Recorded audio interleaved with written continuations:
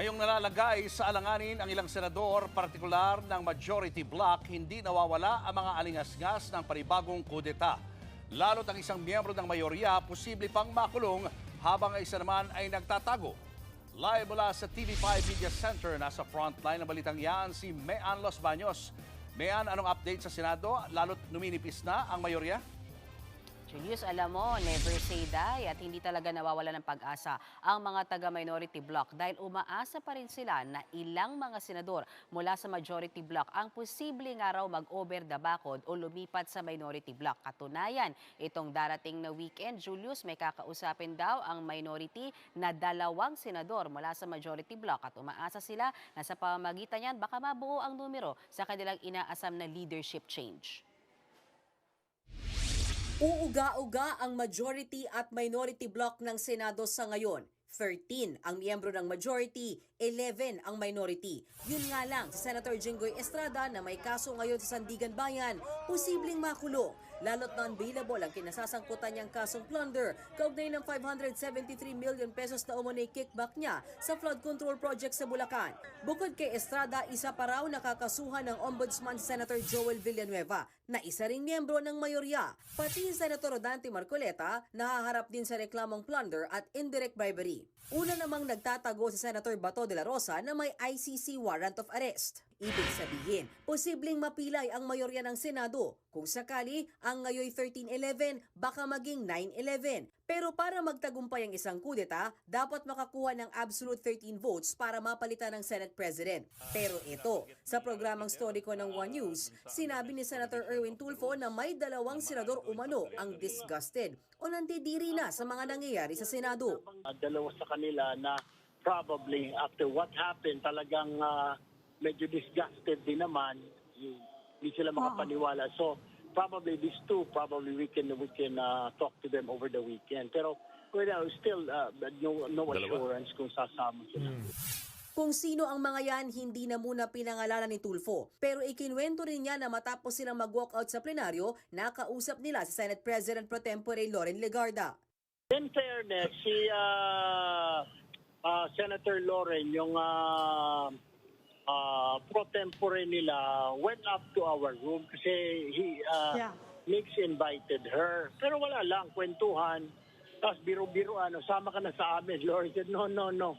Sabi niya nga, may mga things pa that I have to resolve or something to that effect. Si Legarda, isa sa bumaliktad para ikudita si dating Senate President Tito Soto. Pero pagilinaw ng senadora, magkakaibigan pa rin sila kahit na nasa magkaibang grupo na. Naniniwala si Senator Tulfo na matindi ang tama sa imahe ng Senado ng mga kaguluhan sa institusyon. Mareremedyohan lang daw ito oras na mapalitan na ang liderato. Si Senator Amy Marcos naman muling iginiit na political persecution ang nangyayari. Timing daw kasi ang attempt ng minorya na harangin ang isinusulong nilang online participation sa sesyon ng Senado at ang kaso laban kina Senator Jinggoy at iba pang majority senators. Malinaw daw na hindi ito para sa hustisya at accountability, kundi anya dahil sa pagiging desperado ng administrasyon na manatili sa kapangyarihan. Dagdag pa ni Amy, disenfranchisement of votes o mababaliwala daw ang ilang milyong tao na naghalal sa mga senador kung hindi sila papayagan na sumali at bumoto sa sesyon via online. Pero git naman ni Senator Peng Lacson, pwede pa rin namang physically present sa impeachment trial ni Vice President Sara Duterte ang mga senator judges na posibleng maharap sa pagkakakulong. Pwede raw humingi ng permiso ang impeachment court sa Sandigan Bayan o anumang korte na nakakasakop sa kaso ng isang senador. Doon hihiling ng leave of court. Oras daw na mapayagan ito, e-escorta ng isang senador papunta sa Senado para makadalo at makaboto sa impeachment trial. Muling iginiit ni Senator Lacson, hindi pwede ang work from jail. Ang online participation ay para lang daw sa mga pagkakataong may force majeure at national emergencies.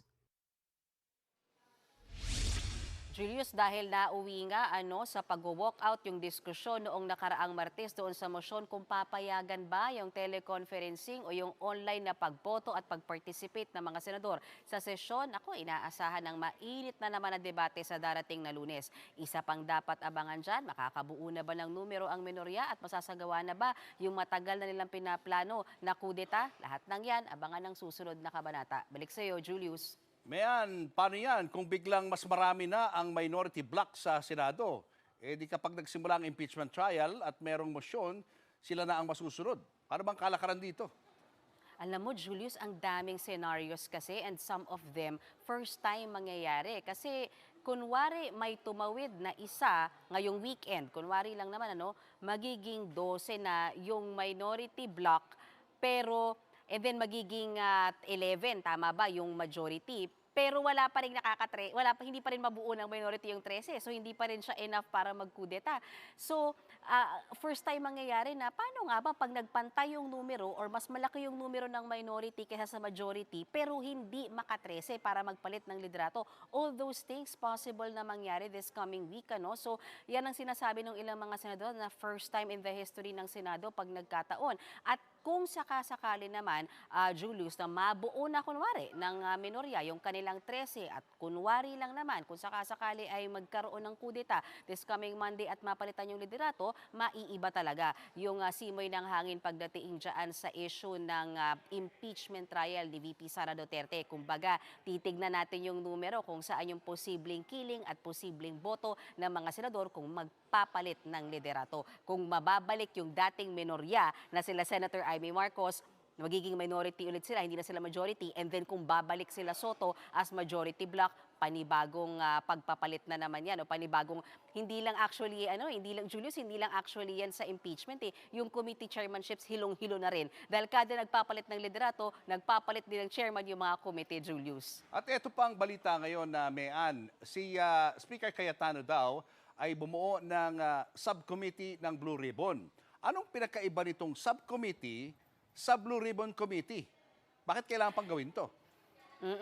Actually ngayon, napalitan na si Senator Ping Lacson, di ba, na dating Blue Ribbon Committee kasi hindi na siya majority. Ang chairman ng Blue Ribbon Committee ay si Senator Pia Cayetano na galing sa present majority.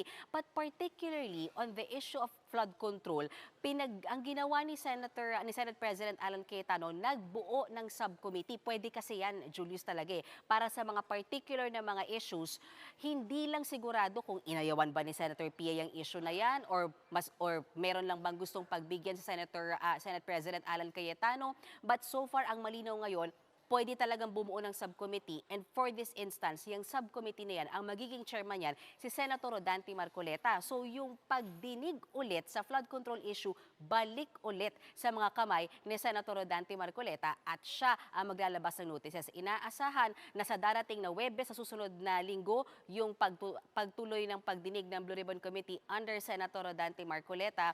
So ang sinasabi ni Senate President Alan Peter Cayetano sa mga taga-minorya, attend kayo. Julius. Yan ay kung walang kudeta na mangyayari. Pag nagkaroon na naman ng panibagong kudeta, mababago na naman to. Tama ba? Tama ka, Julius. Tama ka, Julius. Ito ay kung walang leadership change. So kung mangyari na naman yung leadership change, iikot na naman yung bola. And alam naman natin, Julius, lagi niyo akong tinatanong, sinong chairman ng Blue Ribbon? Isa sa talagang aabangan natin, sinong mag-chairman? Kasi kung babalik pa si Senator Ping Lacson or totally aayawan na yan, sino na bang pwede nilang ihalal dyan? Total, meron pang ibang mga abogado sa minority party na pwedeng mag-chair niyang Blue Ribbon na yan. So tama ka, yung nangyayari ngayon, na ginagawa ni Senate President Alan Cayetano ay based sa assumption na ito pa rin ang majority by next week. Pero magbabago ang bola kapag nagpalit ulit ng liderato kung sakasakali, Julius. Yan, parang teleserye. Maraming salamat, Mean Los Baños.